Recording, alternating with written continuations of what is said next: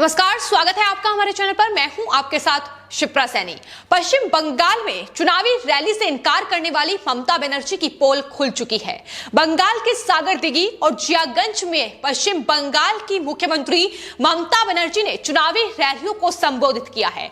तो कल तक कोरोना का हवाला देकर चुनावी रैलियों से इनकार करने वाली पश्चिम बंगाल की मुख्यमंत्री टीएमसी प्रमुख ममता बनर्जी अब पश्चिम बंगाल में चुनावी रैलियां कर रही हैं, जिसको लेकर वो एक बार फिर सवालों के घेरे में आ गई है कि आखिर क्या ये लोगों की सहानुभूति हासिल करने का एक तरीका ममता बनर्जी ने अपनाया है।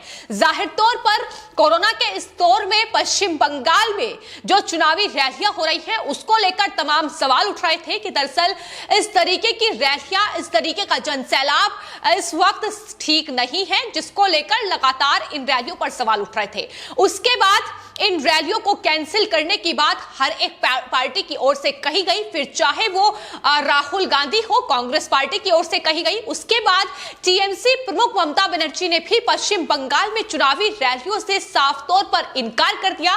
पश्चिम बंगाल में टीएमसी की ओर से यह कहा गया कि दरअसल अब वो चुनावी रैलियां नहीं करेंगे, बल्कि छोटी जनसभाएं होंगी और ये जनसभाएं जिसमें सिर्फ और सिर्फ 20% लोग ही शामिल होंगे, यह टीएमसी की ओर से कहा गया। लेकिन अब जो तस्वीर सामने नजर आ रही है वो टीएमसी की झूठ की पोल खोलती नजर आ रही है कि किस तरीके से एक तरफ कोरोना का हवाला देकर चुनावी रैलियों को रद्द करने की बात कही गई, लेकिन अब पश्चिम बंगाल में टीएमसी प्रमुख ममता बनर्जी खुद मुर्शिदाबाद में चुनावी रैलियां करती नजर आ रही हैं। इसके अलावा उनके भतीजे अभिषेक बनर्जी की ओर से भी पश्चिम बंगाल के राधानगर और लालगोला में चुनावी रैलियां की गई है, ये भी खबर सामने आ रही है।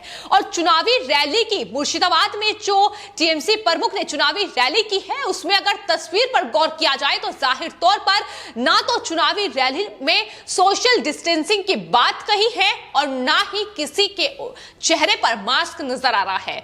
तो कोरोना को लेकर लगातार केंद्र सरकार को ममता बनर्जी घेर रही है।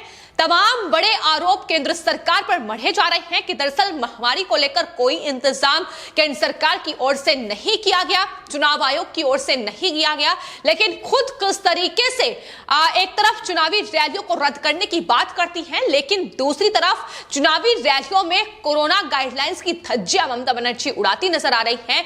यह लगातार देखने को मिल रहा है। लेकिन सवाल यह भी है कि क्या ममता बनर्जी की पैरवी करने वाले लिबरल पत्रकार भी इसका जवाब देंगे, जो अभी तक लगातार राहुल गांधी और ममता बनर्जी ने जिस तरीके से चुनावी रैलियां कैंसिल की हैं, उसके बाद प्रधानमंत्री नरेंद्र मोदी और गृह मंत्री अमित शाह को घेरते नजर आ रहे थे। क्या ध्रुव राठी और राजदीप सरदेसाई जैसे पत्रकार इसका जवाब देंगे? सवाल लगातार लोग पूछ रहे हैं और जवाब का इंतजार भी कर रहे हैं कि आखिर टीएमसी और ये लिबरल पत्रकार कब इस बात का जवाब देंगे। आपको बता दें, पश्चिम बंगाल के विधानसभा चुनाव में 5 चरण की वोटिंग पहले ही हो चुकी है। अभी 3 चरण की वोटिंग बाकी है, लेकिन उससे पहले ही तमाम पार्टियों की ओर से यह कहा गया है कि अब किसी बड़ी रैली का आयोजन नहीं होगा। लेकिन इसके उलट जिस तरीके से झूठे और खोखले दावे लगातार टीएमसी और सीपीआईएम से लेकर कांग्रेस पार्टी की ओर से किए जा रहे हैं, उसकी जो असल तस्वीर है वो कुछ और ही निकलकर सामने आ रही है। इस दावे के बावजूद भी सीपीआईएम की ओर से भी चुनावी रैलियां पश्चिम बंगाल में की गई हैं। वहीं ममता बनर्जी की ओर से मुर्शिदाबाद में वो लगातार अगले चरण को लेकर कहीं ना कहीं तैयारियों में जुटी हुई है और ये रैली का आयोजन किया गया है। हालांकि टीएमसी से जब जवाब मांगा जाएगा तो जाहिर तौर पर वो एक बार फिर से झूठ बोलते नजर आएंगे और कहेंगे कि ये चुनावी जनसभा थी।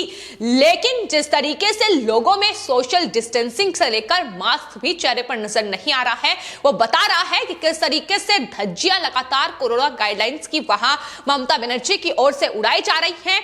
लगातार बीजेपी को घेरने की उनकी कोशिश। और इस बीच आपको बता दें, बीजेपी ने भी तमाम अपनी रैलियां पश्चिम बंगाल में कैंसिल कर दी है। जो तमाम बड़ी चुनावी रैलियां होनी थी उससे साफ तौर पर इनकार कर दिया गया है। वर्चुअली अब रैलियां होंगी, यह बीजेपी की ओर से कहा गया है और 500 लोग ही अब रैली में शामिल हो पाएंगे, जो कि रैलियां वर्चुअली होंगी।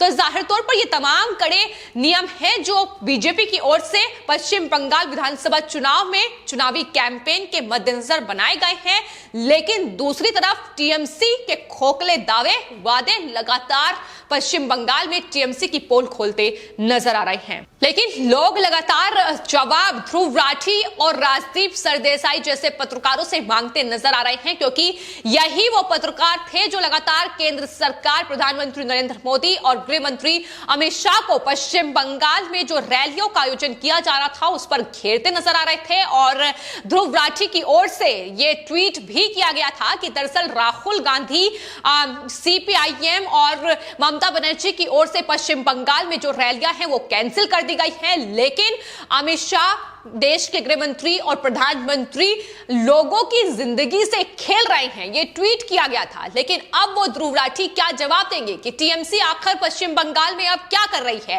एक तरफ कोरोना को लेकर केंद्र सरकार को घेर रही है, दूसरी तरफ पश्चिम बंगाल में चुनावी रैलियों का आयोजन लगातार जोर शोर से हो रहा है और टीएमसी की तरफ से न सिर्फ एक रैली की जा रही है, बल्कि आपको बता दें जिन क्षेत्रों में अगले चरण में चुनाव होने वाले हैं उसमें लगातार टीएमसी के तमाम नेता चुनावी रैलियां कर रहे हैं, चुनावी जनसभाएं कर रहे हैं, जिसमें लगातार लोग एकत्रित भी हो रहे हैं। अब आखिर उसको लेकर जवाब कौन देगा? क्या टीएमसी प्रमुख ममता बनर्जी इसको लेकर जवाब देंगी? तो यही सवाल लगातार लोग भी पूछ रहे हैं कि आखिर पश्चिम बंगाल में टीएमसी ने 10 सालों तक जो पश्चिम बंगाल की जनता को बेवकूफ बनाने की कोशिश की है, अब पश्चिम बंगाल की जनता बेवकूफ नहीं बनेगी। और जाहिर तौर पर ये तमाम पैतरे टीएमसी को इसलिए अपनाने पड़ रहे हैं क्योंकि पश्चिम बंगाल का ये चुनावी घमासान बेहद दिलचस्प इस वक्त हो चुका है। जिस तरीके से 5 चरण की वोटिंग हुई है, बीजेपी लगातार अपनी जीत की ओर आगे बढ़ रही है, टीएमसी कहीं ना कहीं इन चुनावों में हार का स्वाद चखने वाली है। ये 5 चरण की वोटिंग में ही तस्वीरें निकलकर सामने आई थी, उससे साफ हो चुका है और यही वजह है कि उसके बाद ये तमाम पैतरे कहीं ना कहीं टीएमसी को अपनाने पड़ रहे हैं। लेकिन इसमें जो टीएमसी प्रमुख ममता बनर्जी का साथ दे रहे हैं वो हैं राजदीप सरदेसाई जैसे पत्रकार, जो लगातार अपनी झूठ के चलते सुर्खियों में रहते हैं और कहीं ना कहीं ममता दीदी के लिए उनका जो प्रेम है वो भी हर मौके पर देखने को मिल जाता है। और एक बार फिर से जब चुनावी रैलियों को ममता दीदी ने कैंसिल करने की बात कही तो राजदीप सरदेसाई का ट्वीट सामने आया और कहा कि ये सुबह की सबसे अच्छी खबर है। लेकिन अब उन्हीं चुनावी रैलियों पर राजदीप सरदेसाई क्या बोलेंगे, इसके जवाब का भी इंतजार रहेगा। तो पश्चिम बंगाल में ममता बनर्जी बीजेपी को कड़ी चुनौती देने के मकसद से हर एक पत्ते अपने खोलती नजर आ रही हैं और अब सहानुभूति हासिल करने के चलते ममता बनर्जी की ओर से, टीएमसी की ओर से ये तो कह दिया गया है कि वो चुनावी रैलियां नहीं करेंगी। अगर चुनावी रैलियां नहीं करेंगी तो आखिर क्या ममता बनर्जी पश्चिम बंगाल में इस बार 50 सीटें भी जीत पाएंगी? ये भी लगातार सवाल बना हुआ है और यही वजह है कि लगातार तमाम दांव पैच लड़ाने की कोशिश ममता बनर्जी की ओर से की जा रही है। और आपको बता दें, लगातार ममता बनर्जी की ओर से अभी तक तमाम दांव पैच खेले गए हैं, फिर चाहे वो इलेक्शन कमीशन पर आरोप मरना हो।